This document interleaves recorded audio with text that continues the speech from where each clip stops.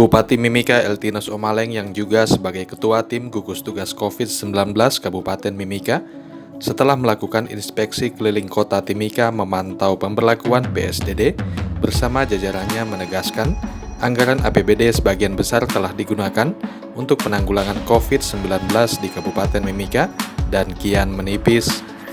Dirinya mengatakan bila hingga bulan Juni mendatang tidak tersedia anggaran, maka akses di Mimika akan dibuka walaupun angka positif COVID-19 kian bertambah. Rencana tersebut juga akan dilakukan berdasarkan keputusan pemerintah pusat dan Provinsi Papua. Sudah ditetapkan oleh Presiden, kemudian kami di Gubernuran Kabupaten Bupati Wali Kota itu pun diikuti dari Menteri, sehingga aturan itu tidak bisa lepas.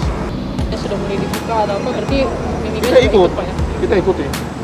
Ini yang saya bilang ini, kita pemerintah ini tidak ada anggaran, apalagi kalau pusat bilang seperti itu, apalagi kita tergantung daripada anggaran negara.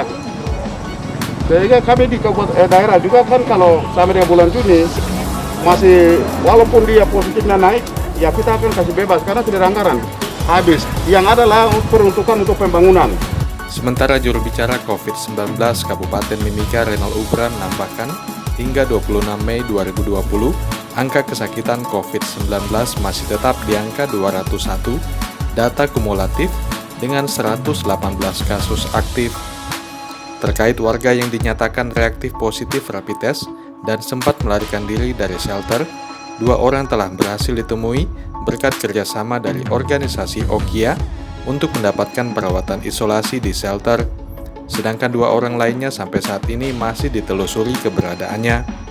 Untuk hasil rapid test PSBB hari ke-6, dari 121 yang diperiksa, 19 orang dinyatakan positif reaktif COVID-19. Kasus COVID-19 terkonfirmasi positif di Kabupaten Mimika pada hari ini tanggal 26 Mei. Ini untuk hari ini belum dilaporkan penemuan kasus baru, sehingga sampai hari ini jumlah kasus COVID-19 terkonfirmasi PCR masih tetap sama dengan tanggal 25 kemarin, yaitu 201 kasus, di mana di hari kemarin sudah kami laporkan ada penambahan 6 kasus baru yang dilaporkan oleh Rumah Sakit Tembagapura sebanyak 4 kasus dan 2 kasus dari RSUD Mimika. Kalau kita lihat dalam 1 minggu terakhir, hampir sebagian besar kasus yang dilaporkan oleh Rumah Sakit Tembagapura maupun Rumah Sakit Umum Daerah Kabupaten Mimika itu adalah hasil pemeriksaan real time PCR yang dilakukan secara mandiri di Klinik Kuala Kencana. Dan besok RSUD Mimika, yaitu di tanggal 27 Mei, RSUD Mimika secara mandiri sudah akan melakukan running official untuk pemeriksaan real time PCR untuk COVID-19 di Timika. Ke 201 kasus ini, kalau kita melihat distribusi kasusnya, sebanyak 125 kasus yaitu dilaporkan oleh Rumah Sakit Tembagapura di distrik Tembagapura. Kemudian pada urutan kedua yaitu distrik Wania yang berjumlah 38 kasus secara kumulatif, kemudian diikuti dengan distrik Mimika Baru 30 kasus, dan yang terakhir 8 kasus berada pada distrik Kuala Kencana. Proporsi kasus menurut jenis kelamin laki-laki dan perempuan secara kumulatif, kita melihat bahwa lebih dari 70% didominasi oleh penduduk atau pasien laki-laki dibandingkan pasien perempuan 20% terlebih. Setelah itu, yang cukup menarik menurut kami bahwa di 2 distrik, yaitu distrik Wania dan distrik Mimika Baru, itu proporsi perempuan sedikit lebih tinggi dibandingkan proporsi laki-laki.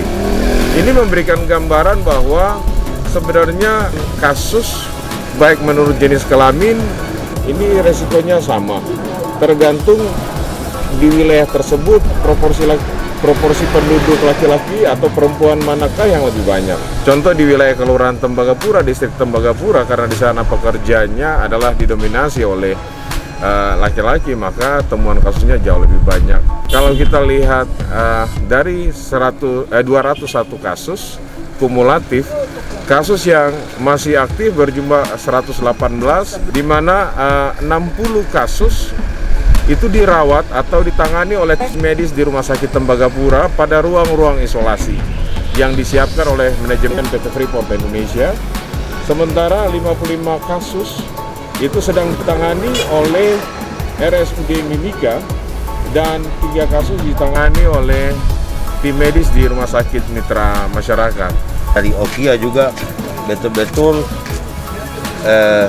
menangani penanganan dalam COVID-19, membantu Bapak Renal sebagai jubir COVID-19 dan pihak keamanan, semua pihak yang terlibat di dalam penanganan ini COVID-19.